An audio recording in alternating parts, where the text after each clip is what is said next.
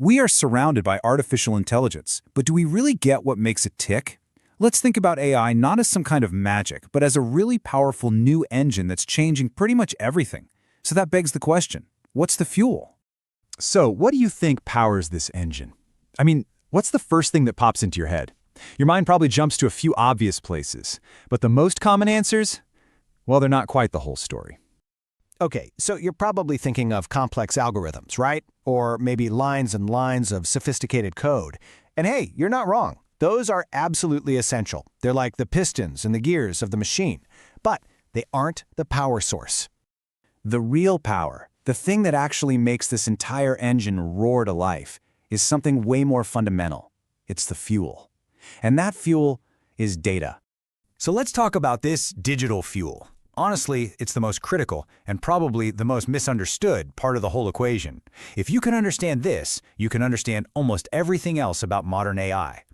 So, what exactly is AI data? Simply put, it's the enormous collection of digital information that we use to teach or train these intelligent systems.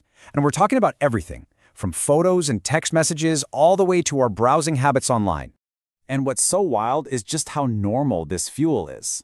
It's the photos of your dog you upload to social media. It's the texts you send your friends. It's the numbers in a boring old spreadsheet. It's even just the random clicks you make while browsing the web. All of it gets poured into a giant funnel, becoming potential fuel for an AI engine. But here's the catch. Just like crude oil you pump straight from the ground, raw data isn't really useful right away. Nope, it has to go through a pretty complex refinement process before it can actually power anything.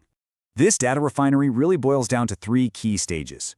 First up, you've got collection, which is just gathering raw data from all over the place. Then comes cleaning. This is a super important step where you get rid of all the errors and junk. And finally, there's labeling. This is where humans step in to add context, tagging a photo as a cat or a dog, so the AI can actually start to learn what it's looking at. And all of this brings us to what might be the single most important principle in all of AI. Seriously. Fuel quality is everything. Not all data is created equal, not by a long shot. There's this classic saying in computer science that just nails it perfectly. Garbage in, garbage out. If you feed an AI engine low-quality, contaminated data, you're going to get unreliable, nonsensical results. It is truly that simple. The difference is just night and day. On one side, you have that low-octane, contaminated fuel, data that's biased, incomplete, or just plain wrong. For instance, if you train an AI only on pictures of golden retrievers, it's going to be terrible at identifying any other kind of dog. But on the other side, you've got the good stuff, the high-octane fuel, data that's diverse, comprehensive, and accurate. The fuel you choose really does determine everything. And the performance gap we're talking about isn't small, it's a chasm. An AI trying to run on bad fuel just sputters out, maybe hitting 35% accuracy. But you take that exact same AI and feed it high-quality data, and it becomes a rocket ship, soaring past 95% performance. The takeaway is totally undeniable. The quality of the data is the quality of the AI. But it's not only about quality.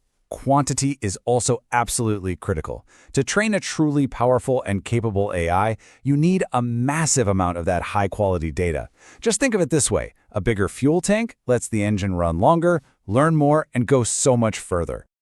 Now, I know this might all sound a little abstract, but this isn't just some tech concept. This AI engine, powered by all this digital fuel, is already shaping the world around you.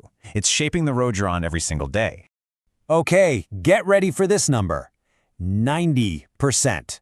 Let that sink in for a second. 90%.